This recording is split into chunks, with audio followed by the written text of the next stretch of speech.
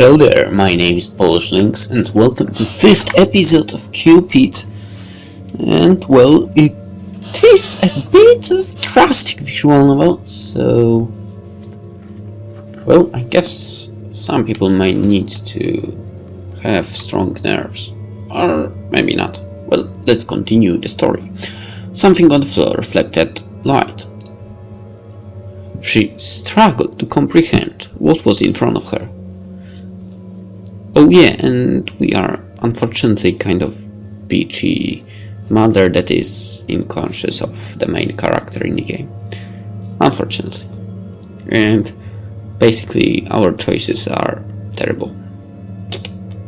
No matter what we choose, it's, well, mostly not really nice to the girl. But well, that's how mother was, I guess. Okay, she reached out with her hand and the prick of something sharp made her recoil. She tried again, this time seeing more clearly. Rosa picked them up with shaking hands. Needles. In her palms were a handful of long metal needles. She had regurgitated them along with blood and jagged pieces of flesh. Rosa examined them with a horrified kind of curiosity. She stuck one in her thumb and it drew more blood. They were real. They had materialized in her throat while casting the spell on Julem. What? Oh crap, seriously? Rosa wiped her mouth. There was something wrong with him. Something potent and dark. Or couldn't it be that she had merely botched the spell horribly? She had pushed her limits this time. She had gone too far. But still, a tugging concern was forming. It was as real as the metal needles in her hand. Rosa tried to stand up on her feet, but she was exhausted. Well, there were needles in her throat, so I'm pretty sure it was not exhaustion. Her knees failed her, and she crumpled on the floor like a rug.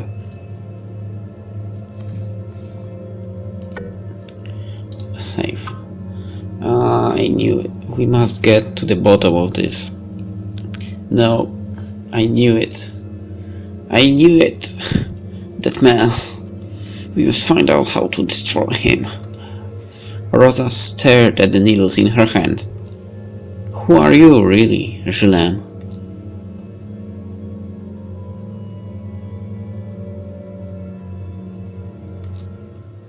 Oh my god, portraits, candlelit. Damn. Rosa entered the room with a tray of pastries and a pot of tea. Her duties were finished and she was allowed a bit of free time. She thought of accompanying Catherine for today's piano lesson. Huh? Kath, do you want some tea? The girl didn't look her way. She continued to churn out the bitter, melancholic sound from her piano.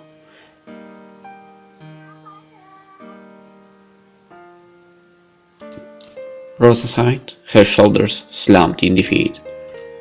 She placed the food on the table. She sat on the stool beside the piano, twiddling her thumbs while her friend continued to stew in her full mood. Is that a new composition? No answer. It sounds nice. No answer. Nowadays you make a new piece every day. It's a shame they are all so sad. Catherine didn't reply to that, but when she spoke again her words were bitter. I saw them again, those degenerate louts. No shame at all. Cut. Alright, consenting dame alludes and all that. At least have the decency to close the door. Sometimes I dare say that they want to get caught. When I walked in on them this morning, eating each other's faces, they had this look on them, like they were daring me to say something. Qui, do they want my applause? Very nice technique, sir. I very much like when you swap your speed with my sister. Great dog action. With your sister. So they got together. Okay, I'm more and more confused. Très Marvel. Okay, I don't know French. Marvelo. And he even has the gall to speak to me. Be a dream and put them on the table, Catherine, he even said. Like I'm a soft-headed gigamug of a maid. You want me to get annoyed, I just know it. Well, Fudge Sherry, I am. That's probably wrong as well. Catherine turned to the tea and pastries, stuffing the buttered bread into her mouth. Easy there. These damn things. These damn delicious things. She said the last part angrily, as if she blamed her troubles on the food's redish. Rosa giggled in spite of herself. Catherine wiped her mouth in mock anger. What are you laughing at, wench? It's almost comical to watch you eat when you're angry, calf. You're like the giant monsters that attack defenseless towns in horror books. Oh yeah? Catherine made sad tiny squeals and picked up another piece of bread. No, please spare us. She adjusted her voice and boomed out a roar. The Catherine monster of the deep doesn't show mercy to anyone. She dropped it in her mouth and chewed savagely. Yeah, annihilation is delicious with tea. The two girls giggled. Catherine's rare smile turned into a rueful laugh. And soon Rosa felt her mood turning somber again.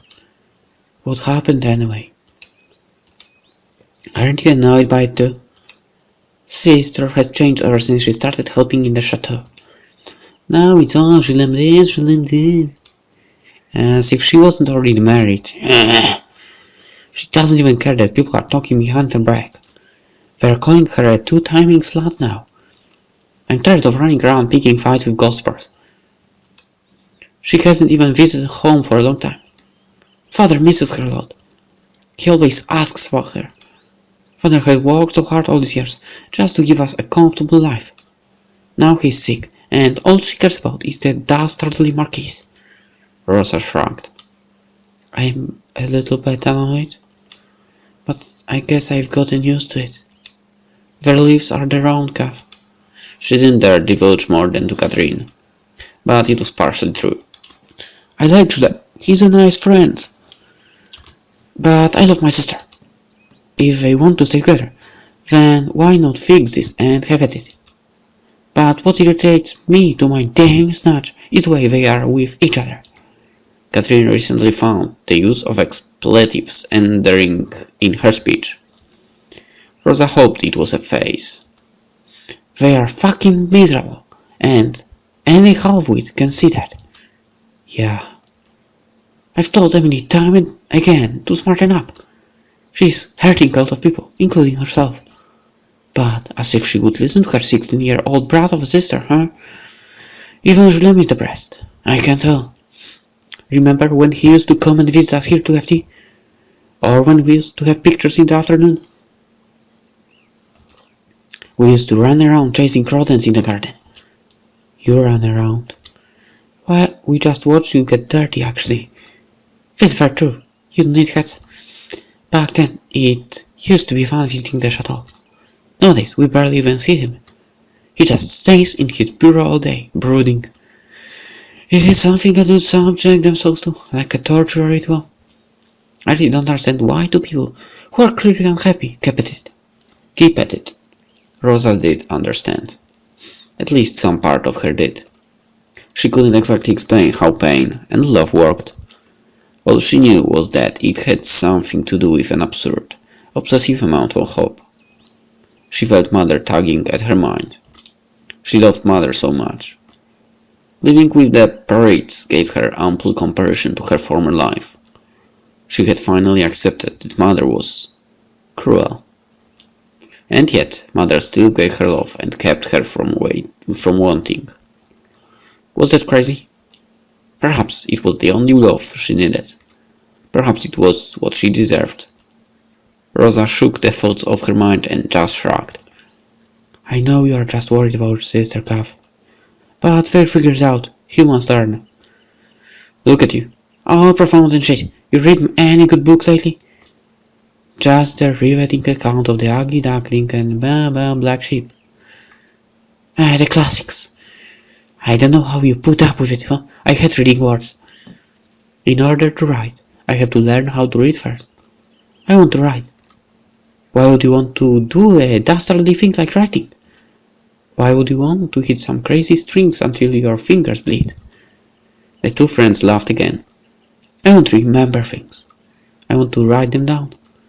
But most of all, I want to feel the way you do when you play the piano, Gav. Oh?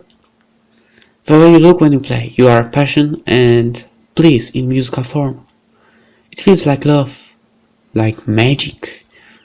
You inspire me to do something fulfilling and grand. Well, I'm sure you will. Hey, why not write a play one day? Huh? Let's do it. You write an amazing play. And I shall provide the music. We'll travel around the country and perform. We'll make lots and lots of money and gain lots of followers. We shall be known as the Parade Caravan of Wonders. Parade? Are you sure? Puns are the best, trust me. That sounds darn batty-catty. From this day forward, nobody's allowed to call me Cathy ever again. The sound of a knock interrupted their giggles. Catherine, it's me. I need to discuss something important with you. Frustrated Catherine pouted at the sound of her sister's voice. She turned back to the piano and began to pound a sarcastically happy tune. Rosa stood up to open the door. Hello, Rosa. Madame? She had seen little of the older Parade's sister recently, and it astounded her how old she had begun to look. Her once radiant face looked tired and harrowed, almost crow-like, under her eyes huge bags. And yet she still looked quite dignified, full of pride and pomp. How does she look exactly? I want to see. There was extra rock on her skin, and her demeanor was elegant. It was as if pride was her only source of nourishment these days. Show her. Do you mind giving Catherine and me a moment of privacy? Rosa gave a small bow. Of course not, madame. Rosa gathered her nursery books and squeezed Catherine's shoulder before stepping out of the room. And we didn't see. We are not allowed to see how she changed. Whatever. Rosa entered the quiet room of the library. She was about to approach the table when she noticed Julien, already occupying a seat. He was writing something in a book, somewhat immersed in the activity. Rosa stopped dead in her tracks. Leave now while she... free. Safe. Leave now while he's not looking, child. Just go in and ignore him, child.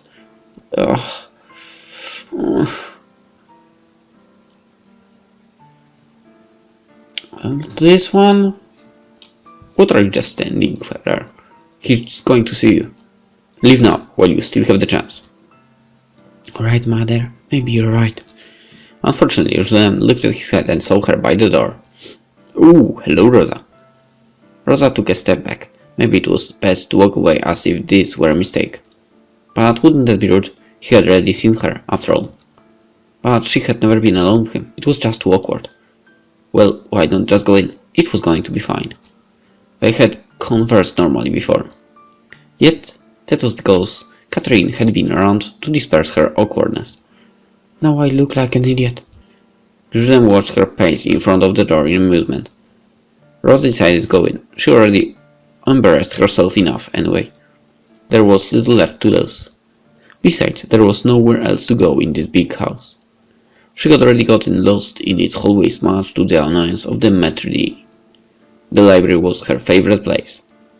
If she stayed quietly in one corner, Rosa was sure they wouldn't bother each other. She took a seat at the farthest corner of the table and opened her book. Oh no, he's actually standing up and walking over. No, you horrible man, just sit over there while I sit over here. But Julem was already beside her, picking at what she was reading. A cold sweat spread on her scalp. Rosa, that book. Rosa began to chatter nervously. I know it's a children's book, sir. I'm teaching myself to read.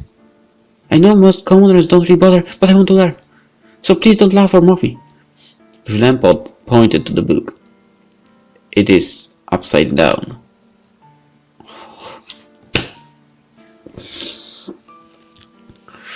Yeah, couldn't embarrassed more. Well, as you can see, could a bit. Well, happens sometimes. How to get rid of that mother from her conscience? Rosa stared at it. The ducks in the picture had their feet up in the air. Rosa squirmed, feeling the heart on her chest, on her cheeks. She couldn't think of anything more embarrassing. I'm sorry. Julem's face lost its cheer. What do you need my forgiveness for? Rosa looked up at Julem. His eyes lacked the gentle glint they usually had. It was such a subtle change, something felt rather than absurd. She thought he would reprimand her further. His face certainly looked like it. Instead, he sat down beside Rosa, drumming his fingers on his cheek while he watched her wordlessly. Well? Weren't you going to read? What was wrong with him today? He didn't seem like himself. Had he done something bad? The aura he exuded was not his usual friendly warmth. Yet it wasn't particularly wicked. The look on his face just read. Slightly and eternally miffed. Okay. Don't know where this is going, but let's end the episode for now. And I see you in the next one. Bye.